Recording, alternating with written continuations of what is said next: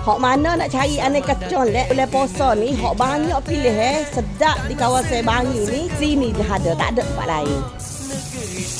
Hai, selamat datang ke Warung Hutan Bangi. Kena bulan puasa ni, setiap tahun kita akan buat colek-colek. Banyak dah pilih. Colek yang ada dekat sini. Sosis jambu ni pun kita ada 4 jenis. Selain tu pula, seafood pun ada. Kita ada lobster, keret, fish ball, lobster pun ada. Tak minat cucuk-cucuk semua tadi, tak apa, jangan rusing. Kita ada ikan celup tepung pun ada. Sutong celup tepung, udang celup tepung, paru pun ada, perut pun ada. Udang, cucu udang pun ada. Pah makan, berasa lugar tekak, rasa nak manis-manis, nak masam-masam. Kita ada colek buah pula, beraneka jenis colek buah ada. Ni orang Kelantan panggil colek pauh.